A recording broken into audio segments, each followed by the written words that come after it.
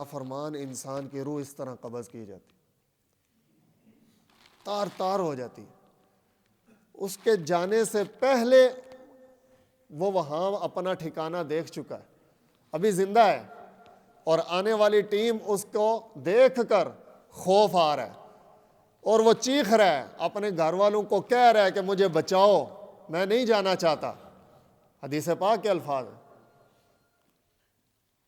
وہ اپنے گھر والوں کی منتیں کر رہا ہے کہ کوئی سکیم لگا لو، کوئی حربہ آزما لو، مجھے بچا لو۔ وہ جانے کو تیار نہیں ہے، لیکن وقت آ چکا ہے، لے جایا جائے گا۔ اور جو نیک روح ہے، یہ بھی حدیث پاک کے الفاظ ہیں، مفہوم ہے، جو نیک روح ہے جب وہ جا رہی ہے اور گھر والے رو رہے ہیں تو وہ روح اللہ رب العزت سے درخواست کرتی ہے، یا اللہ مجھے مہلت دی جائے، میں جا کے اپنے گھر والوں کو تسلی دے سکوں، میں سمجھا سکوں، بتا سکوں کہ تمہارے رونے کی وجہ سے مجھے عذاب ہو رہا ہے، میں تو بڑی پرسکون زندگی گزار رہا ہوں، مجھے تو اللہ پاک کی طرف سے انعامات سے نوازا گیا ہے، اور تم نہ رو، تمہارے رونے کی وجہ سے مجھے تکلیف ہو رہی۔ یہ نیک روح کا عالم ہے، اور بد روح جو نہیں جانا چاہ رہی، بری روح، اور وہ بھی اس کا بھی سارا ڈھانچہ دین نے ہمیں سمجھایا ہے، بتایا۔ یہ ساری باتیں کیوں بتائی گئی ہیں؟ کہ ہم جانے سے پہلے جانے کی تیاری کر لیں۔ پھر جہاں جانا ہے، رسول اللہ صلی اللہ تعالیٰ علیہ وسلم نے فرمایا، یہ قبر جو ہے، اس قبر کو مٹی کا گڑھا نہ سمجھو، یہ قبر مٹی کا گڑھا نہیں ہے، فرمایا کہ یہ اعمال کا صندوق ہے۔ صندوق یعنی سیف، صندوق یعنی لاکر، یہ اعمال کا لاکر ہے۔ ہم زندگی کے اندر جو بھی عمل کرتے رہے ہیں وہ عمل ہماری قبر میں محفوظ ہے۔ اور رسول اللہ صلی اللہ تعالیٰ علیہ وسلم نے فرمایا کہ اگر کوئی اچھا انسان قبر میں آتا ہے تو قبر اعلان کرتی ہے کہ تو بہت اچھا تھا، تو نے بہت اچھا کیا کہ آج میرے پاس آ گیا، میری پشت پر جتنے انسان چلتے تھے سب سے زیادہ محبت مجھے تجھ سے تھی، آج تو میرے حوالے ہوا ہے، میرے سلوک کو دیکھے گا۔ اس کے بعد رسول اللہ صلی اللہ تعالیٰ علیہ وسلم نے فرمایا کہ جہاں تک نظر جا سکے وہاں تک قبر کشادہ ہو جاتی، کھول دی جاتی، جنت کی کھڑکی کھول دی جاتی ہے، جنت کا بستر لگا دیا جاتا ہے، اور فرشتے آ کر دکھاتے ہیں کہ آرام سے یہاں پر سو جا، اب جب تو اٹھے گا تو وہ سامنے جنت میں تیرا محل ہے، وہ تیرا ٹھکانہ ہے، ابھی نہیں، جب وقت آئے گا تو اس وقت وہ تجھے مل جائے گا، ابھی یہاں پر اس بستر پر آرام سے سو جاؤ۔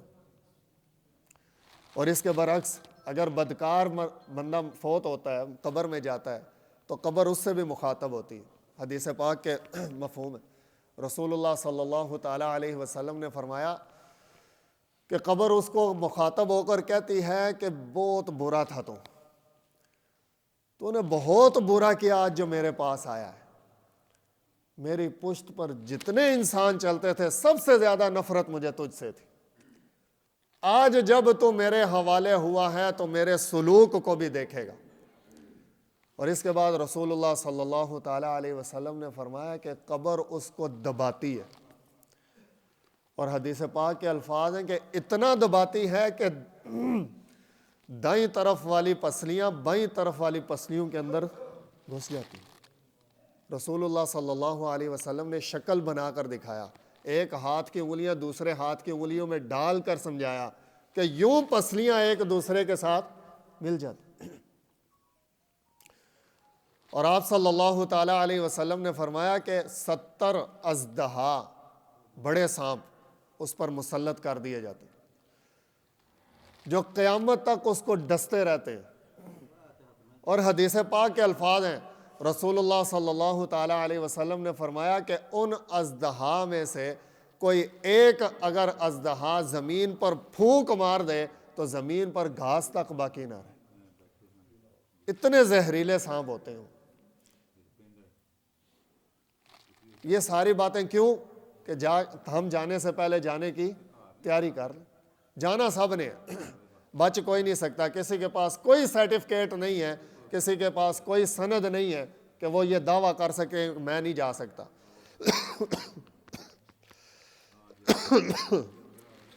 اور ہم میں سے کسی کو یہ بھی نہیں پتا کہ ہمارے پاس کتنا ٹائم باقی ہے.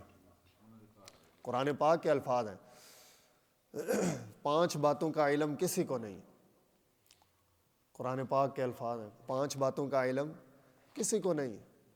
ان اللہ عندہ علم الساعہ, صرف اللہ جانتا ہے قیامت کب آئے. رسول اللہ صلی اللہ تعالیٰ علیہ وسلم نے چند نشانیاں بتائی ہیں کہ جب یہ نشانیاں پوری ہو جائیں تو سمجھو قیامت آنے والی ہے.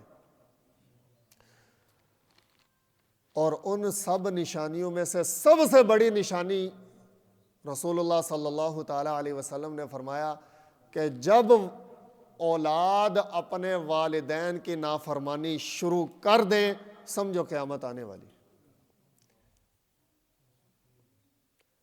آج اکثر ایسا ہوتا ہے, جب میں اس طرح کی محافل میں آتا ہوں, آپ احباب اکثر مجھے جانتے ہی, تو آ رہا ہوتا ہوں تو رستے میں کوئی ایک آدھا بندہ ضرور مجھے روک کے کہتا ہے کہ والدین کے بارے میں ضرور بات کیجئے گا. بیچارے بوڑھے والدین اپنی جوان اولاد کے ہاتھوں کتنے مجبور ہیں. وہ جب مجھے روکتا ہے نا تو مجھے اسی وقت سمجھ آ جاتی ہے کہ یہ کتنا مجبور ہوگا گھر میں.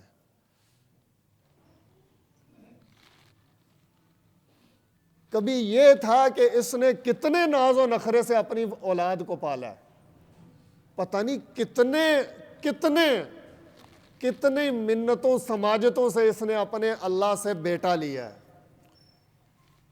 اس کو کوئی کہتا تھا کہ فلاں کام کر تجھے بیٹا ضرور ملے گا, یہ نہیں چھوڑتا تھا, وہ ادھر چلا جاتا تھا. کوئی کہتا تھا وہ کر لے, ادھر سے لے لے, ادھر چلا جا, یہ کر لے. اس نے کوئی در نہیں چھوڑا بیٹا لینے کے لیے. آج اس کے بال سفید ہوئے ہیں, وہی بیٹا اس کے گریبان کو پہنچ گیا.